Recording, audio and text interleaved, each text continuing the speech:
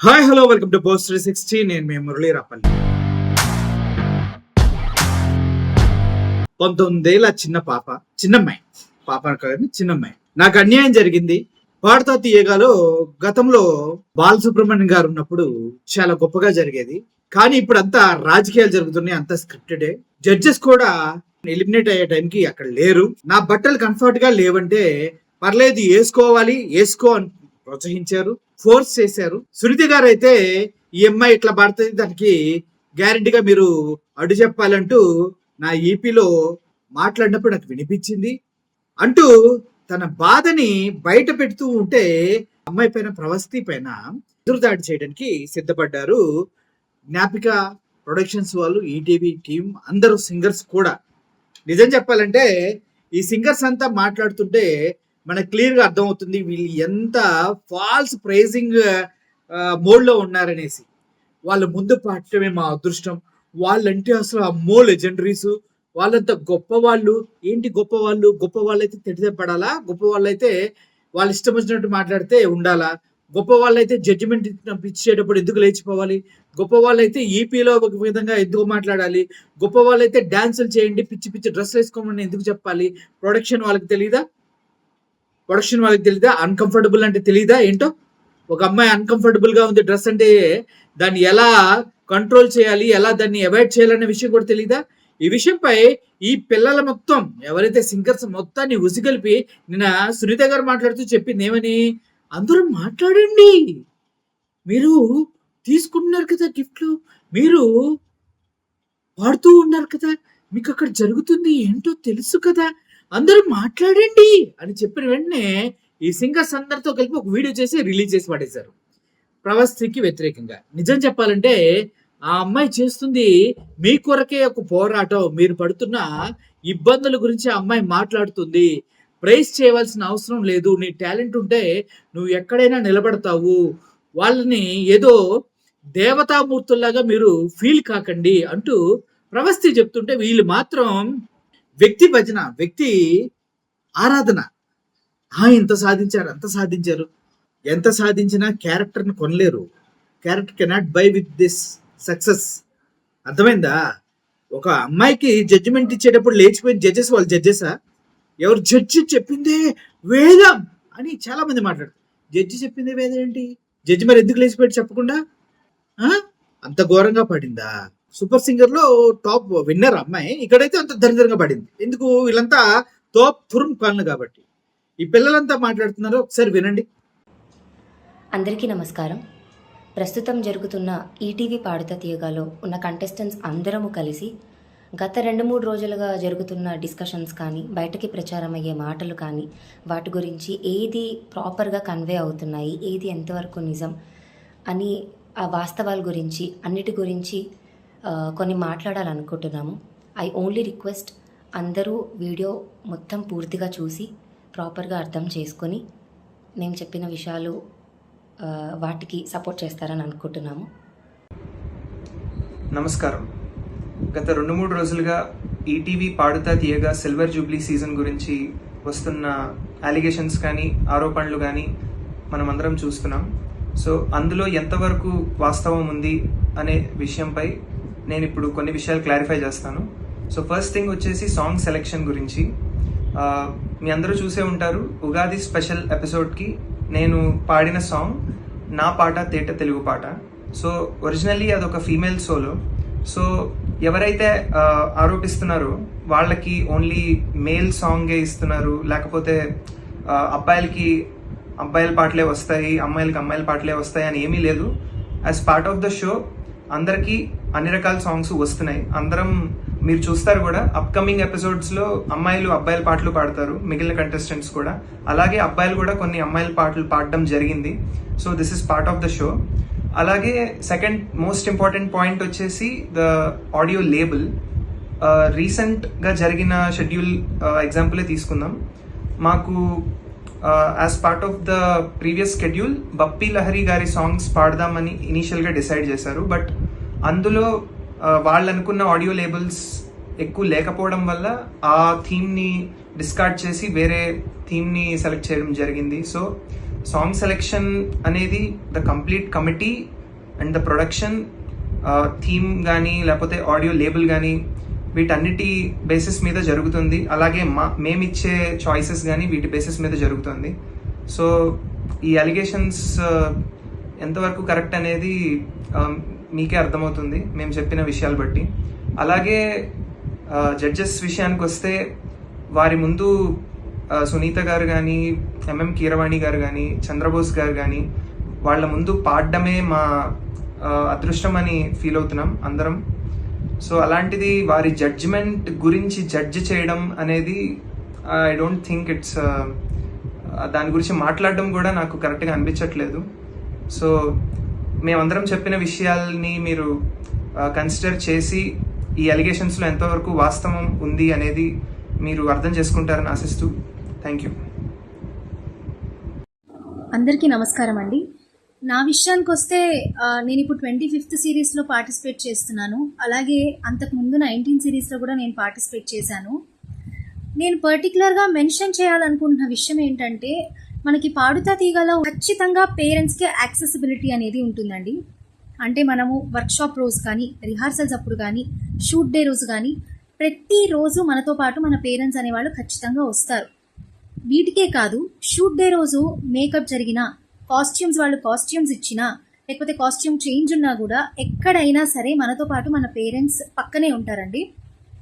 అక్కడ ఉన్న ప్రతి ఒక్కళ్ళు కూడా మమ్మల్ని సొంత పిల్లల్లాగానే చూసుకుంటారు. ప్రొడక్షన్ వాళ్ళు కానీ, డైరెక్షన్ వాళ్ళు కానీ, జడ్జెస్ కానీ, ఆర్కెస్ట్రా టీం కానీ, మా మెంటర్స్ కానీ, లేకపోతే అక్కడ మమ్మల్ని పై ఎత్తున చూసుకునే వాళ్ళు కూడా సొంత పిల్లల్లాగానే చూసుకుంటారండి. మేకప్ వాళ్ళైనా సరే అలానే చూసుకుంటారు. పర్టికులర్గా ఈటీవీ వాళ్ళు, పాడుతా తీగ వాళ్ళు ఆడపిల్లల సేఫ్టీకి ఎక్కువ ఇంపార్టెన్స్ ఇస్తారు. పైగా ఆడపిల్లలు అంటే వాళ్ళు ఇంకా మంచిగా చూసుకుంటారు అనమాట. ఆఫ్ స్క్రీన్లో కూడా జడ్జెస్ అనే వాళ్ళు మాకు ఎంతగానో సపోర్ట్గా ఉండేవాళ్ళు. అలాగే మాకు ఎన్నో సలహాలు, సూచనలు అనేవాళ్ళు ఇచ్చేవారు. వాళ్ళు కూడా మమ్మల్ని వాళ్ళ పిల్లల్లాగానే ట్రీట్ చేసేవాళ్ళు. మనం ఏమైనా తప్పులు చేస్తే ఇది కరెక్ట్ చేసుకోవాలి అని చెప్పడం కానీ, మనకు యాక్చువల్గా అలా తప్పులు చెప్పేవాళ్ళు దొరకడం అనేది మన అదృష్టం. మన అనుకునే వాళ్ళు మాత్రమే మనకి అలాగా మన మిస్టేక్స్ని చెప్తారు కదండి. సో అలాంటి జడ్జెస్ ముందు పాడడమే మేము అదృష్టంగా భావిస్తున్నాము. అలాంటి ఒక మంచి షోలో మేము ఒక పార్టిసిపెంట్ అయినందుకు కూడా మేము చాలా హ్యాపీగా ఫీల్ అవుతున్నాము. అందరికీ నమస్కారం అండి. పాడుతా తీగల జడ్జ్మెంట్ గురించి మాట్లాడదాం అనుకుంటున్నాను. సో నాకు చిన్నప్పటి నుంచి సునీత గారు ఒక వేరే రియాలిటీ షో ద్వారా పరిచయం ఉన్నారు. అలాగే మా నాన్నగారి ద్వారా కూడా కొంచెం పరిచయం. సో అలాగని నా అన్ని పర్ఫార్మెన్సెస్కి పాజిటివ్ కామెంట్స్ ఏం రాలేదు. నేను బాగా పర్ఫామ్ చేసిన సాంగ్స్కి అందరూ ముగ్గురు జడ్జెస్ చాలా బాగా పర్ఫామ్ చేశామని చెప్పారు. అలాగే నేను బాగా పర్ఫామ్ చేయని సాంగ్స్ కూడా నేను ఎక్కడెక్కడైతే మిస్టేక్స్ చేశానో అవన్నీ పాయింట్అవుట్ చేసి అవన్నీ నాకు చెప్పి వాళ్ళ ఫీడ్బ్యాక్ తెలియజేశారు. ముగ్గురు జడ్జెస్, సునీత గారు, కీరవాణి గారు, అలాగే చంద్రబోస్ గారు, ముగ్గురు వాళ్ళ ఫీడ్బ్యాక్ నేను ఎక్కడెక్కడైతే మిస్టేక్స్ చేశానో అవన్నీ చెప్పారు. నేను కూడా అంతే పాజిటివ్గా తీసుకొని నేను అవి ఎలా మెరుగుపరచుకోవాలో ఇప్పటికీ ప్రాక్టీస్ చేస్తున్నాను. I hope I get better at them. So I don't think there is any favouritism జడ్జ్మెంట్లో పాడుతా తీగలో.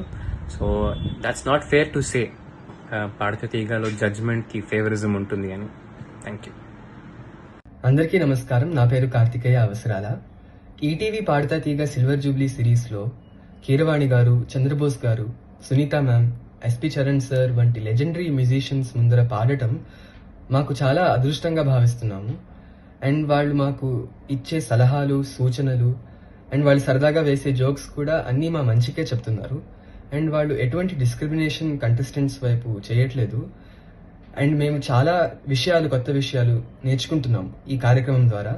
And we are all with ETV Padutha Theega. అందరికీ నమస్కారం. ఈటీవీ పాడుతా తీగ సభ్యులు, అలాగే అక్కడ సెట్లో ఉన్న ప్రతి ఒక్కరు హెల్తీ అండ్ హ్యాపీ ఎన్వైర్న్మెంట్లో ఉంటాము. కాస్ట్యూమ్స్ అలాగే మేకప్ దగ్గర పేరెంట్స్ మాతోనే ఉంటూ మమ్మల్ని రెడీ చేసి స్టేజ్ మీదకి పంపిస్తారు. అలాగే మా అమ్మగారు కూడా నన్ను డ్రెస్అప్ చేసి నాతో పాటు తను స్వయంగా మేకప్ దగ్గరకు వచ్చి తను నన్ను రెడీ చేసి నన్ను స్టేజ్ మీదకి పంపిస్తారు. నాకు మా అమ్మకు కానీ కాస్ట్యూమ్స్ విషయంలో ఎలాంటి ఇబ్బంది కలగలేదు. అలాగే మేము ఇబ్బంది కలిగిందని కూడా ఎవరికీ చెప్పలేదు. ఇప్పుడు పెద్దవారు జడ్జెస్, అలాగే మ్యూజిషియన్స్ కానీ, మెంటర్స్ కానీ మా సింగింగ్ని ఎంతో ఎన్హాన్స్ చేస్తూ మాకు గైడెన్స్ ఇస్తూ ఎంతో ఆనందంగా సరదాగా హ్యాపీగా ఎప్పుడు మమ్మల్ని చూసుకుంటారు. అందరికీ నమస్కారం అండి. నేను ఇప్పుడు పాడుతా తీగ సీజన్ 25లో నేను పాడుతున్నాను ఒక వన్ ఆఫ్ ద కంటెస్టెంట్గా. సో ఇప్పుడు అక్కడ పాడుతున్నటువంటి 14 మెంబర్స్, ఎవరైతే టాప్ 14 మెంబర్స్ ఉన్నారో వాళ్ళందరూ కూడా ద బెస్ట్ సింగర్స్ అండ్ ఎక్కడో ఒక చోట అందరూ కూడా ఒక ప్రూవ్ చేసుకున్న వాళ్ళే. బట్ అక్కడ స్టేజ్ మీద ఎవరైతే బాగా పాడుతున్నారో వాళ్ళకి జడ్జెస్ అనేది కూడా చాలా మంచి కామెంట్స్ ఇస్తున్నారు. సో ఎవరైతే బాగా పాడడం లేదంటే కొంచెం అటు ఇటుగా అయినా కూడా సరే వాళ్ళకి గైడ్ చేస్తున్నారు. ఒక చిన్న చిన్న మిస్టేక్స్ ఉంటే అవన్నీ కూడా సరే మీరు బాగా పాడాలి, నెక్స్ట్ టైం ఇంకా ఇంప్రూవ్మెంట్ చేసుకోండి అని చెప్తున్నారు తప్పనిచ్చి అన్ఫేర్గా అయితే ఎవరైతే జడ్జెస్ అయితే చెప్పడం లేదు. అందరికీ నమస్కారం అండి. This is Praneetha, one of the contestants of Padutha Theeyaga silver Jubilee series. Judges మాకు ఇచ్చే ప్రతి ఇన్పుట్ని కూడా మేమంతా చాలా పాజిటివ్గా తీసుకొని ఇంప్రూవ్ అవ్వడానికి ట్రై చేస్తూ ఉంటాము.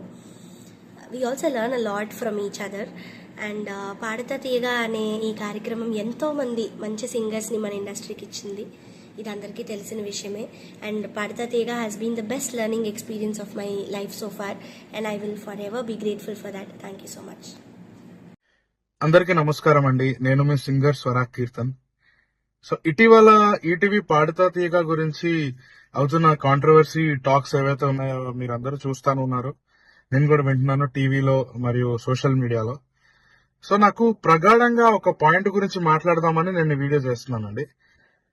జస్ట్ వన్ పాయింట్ ఏంటంటే బాడీ షేమింగ్ అండ్ లుక్స్ అనేది బాగా వినిపిస్తుంది. దాని మీద చాలా క్రిటిసిజం ఉంది, బాడీ షేమింగ్ మీద అనేది ఉంది.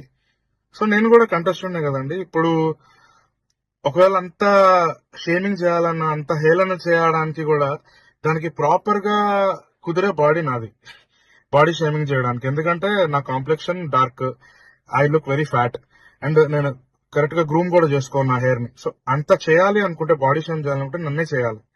కానీ ఒక్కసారి కూడా నాకు ఎప్పుడు అట్లాంటి బ్యాడ్ ఎక్స్పీరియన్స్ ఎదురవ్వలేదండి పాడతా తీగలో. ఎస్పెషల్లీ ఐఎమ్ టెల్లింగ్ యూ, పాడతా తీగ అని మెన్షన్ చేస్తున్నాను. ఎప్పుడు కూడా అట్లాంటి ఎక్స్పీరియన్స్ నాకు లేకుండే. నేను కొన్ని సంవత్సరాలుగా ఈటీవీలో పాడుతున్నాను, బట్ ఎప్పుడు ఈ పాయింట్ లో అయితే నాకు ఏది డిస్రెస్పెక్ట్ జరగలేదు. అండ్ ఈ ప్రక్రియని బేస్ చేసుకొని షో రన్ అవుతోంది, దాన్ని బట్టే జడ్జ్మెంట్ ఉంటుంది, దాని బేసిస్ లో మాకు మార్క్స్ వస్తున్నాయి అనేది అయితే అటర్లీ రాంగ్ అండి. With utmost respect towards judges, they are giving very proper judgement. As we all know, మనం చిన్నప్పుడు స్కూల్లో కానీ కాలేజ్లో కానీ నేర్చుకున్నది obey your elders, respect your seniors అనేది. సో వాళ్ళు చూడండి కాదండి, వాళ్ళ సీనియారిటీ గురించి క్వశ్చన్ చేసేంత, వాళ్ళు ఈ బేసిస్ లో మార్క్స్ వేస్తున్నారు అనే దానికి మాట్లాడే అంత అర్హత అయితే మాలో ఎవరికీ లేదు. సో ఆ విషయం ఒకసారి చెప్తామని వీడియో చేశాను. And thank you so much ETV Padutha తీగ ప్రేక్షకులందరికీ. మమ్మల్ని అందరినీ ఆశీర్వదిస్తున్నారు. మీరు ఇలానే మమ్మల్ని ప్రోత్సహించండి, మేము ఇంకా చాలా పైకి ఎదుగుతాం. Thank you so much. అందరికీ నమస్కారం. నేను మీ సింగర్ శ్రీలలిత. ఈటీవీ పాడతా తీగ ద్వారా మీ అందరికీ నేను సుపరిచితురాల్ని. నాకు 11 years ఉన్నప్పుడు నేను ఈటీవీ పాడతా తీగలో పాడడం జరిగింది. మళ్ళీ 25th సిరీస్ లో ఇప్పుడు కరెంట్లీ కాంపిటీషన్ లో పాడుతున్నాను. సో ఈటీవీ అనే సంస్థ గత 25 years గా పాడతా తీగ అనే ప్రోగ్రామ్ రన్ చేస్తున్నారు. నాట్ ఓన్లీ పాడతా తీయగా ఎన్నో మంచి మంచి కార్యక్రమాలు ఈటీవీ సంస్థ రన్ చేస్తున్నారు. సో అదే డిసిప్లిన్, అదే టీం వర్క్ నేను ఇప్పుడు కూడా చూస్తున్నానండి. ఈ కరెంట్ పాడతా తీయగలో కూడా మాకు వర్క్ షాప్ దగ్గర నుంచి రిహార్సల్స్, స్టేజ్ రిహార్సల్స్, ఇవన్నీ కూడా ఎంతో ఆర్గానిక్ గా ప్యూర్ గా కండక్ట్ చేసి మాకు షూటింగ్ లో పాడిస్తారనమాట. సో అంతా ప్యూర్ గా ఆర్గానిక్ గా ఈ షో రన్ అవుతుంది. I'm very happy to be associated with ETV Padutha తీగ. అండ్ ఈటీవీలో నేను చాలా మంచి మంచి కార్యక్రమాలు చేశాను. స్వరాభిషేకం, ఇంకా మంచి స్పెషల్ ప్రోగ్రామ్స్ కూడా పార్టిసిపేట్ చేయడం జరిగింది. నాకు తెలుసు ఈటీవీలో షో అంటే ఎలా ఉంటుంది అని చెప్పి. So I'm very very happy. Thank you so much. విన్నారు కదా, అందరూ కలిసి ప్రవస్థిని సెంటర్ చేసి ఆ అమ్మాయిని మానసికంగా ఇంకా చంపేయటానికి కోసం జ్ఞాపిక ప్రొడక్షన్స్ అండ్ ఈ సింగర్స్, సునీత గారు అందరూ ఫిక్స్ అయిపోయినట్టుగా ఉన్నారు. ఎందుకంటే వాళ్ళ ప్రమేయం లేకుండా సింగర్స్ బైట్స్ రిలీజ్ చేయగలుగుతారా? ఎవరైతే ప్రొడక్షన్ హౌస్ ఉందో వాళ్ళ ప్రమేయం లేకుండా అయితే వీళ్ళు బైట్స్ రిలీజ్ చేయరు కదా. పైగా అందరు బైట్స్ ఒక దగ్గరే రిలీజ్ అవుతూ ఉన్నాయంటే it's a plan and sketch అని మీకు అర్థమవుతుంది కదా.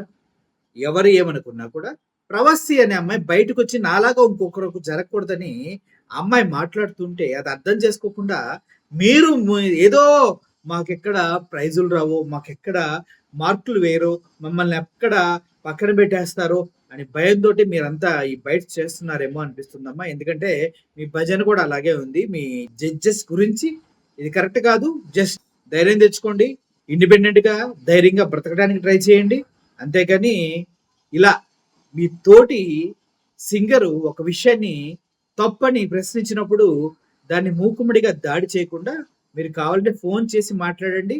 అద్భుతంగా తనకి తోడుగా నిలవండి. అంతేకాని మీరంతా దాడి చేసి ఆ అమ్మాయిని తప్పుడు వ్యక్తిగా సృష్టించే ప్రయత్నాలు మాత్రం మానుకుంటే చాలా మంచిదని మనసారా కోరుకుంటున్నాను. ఏమంటారు? చిన్నపిల్లలు కదా మీరు. అంటే చిన్నపిల్లలు అంటే ఆలోచించే శక్తి ఉంది, కానీ కెరీర్ పట్ల మీకున్నటువంటి ఆ బిగ్ హోప్ ఏదైతుందో అది పోతుందని భయపడుతున్నట్టున్నారు. కానీ ప్రాస్తి వాటన్నిటిని తెగించేసింది. హోప్ పోతే పోయింది. నేను సింగర్గా ప్రమోట్ కాకపోయినా పర్లేదు, సింగర్గా నేను ఎస్టాబ్లిష్ కాకపోయినా పర్లేదు, నేను జరిగిన అన్యాయాన్ని ప్రశ్నిస్తాను, కావాలంటే ఏదైనా చదువుకొని జాబ్ చేసుకుంటానన్న సిచ్యువేషన్కి వెళ్ళిపోయింది తను. మీలో ఆ గట్సి ఆ ధైర్యం లేదు కాబట్టి ఇలా మాట్లాడుతున్నారేమో, ఒకసారి ఆలోచించుకోండి. Thank you for watching this video. Murali signing off. Thank you so much.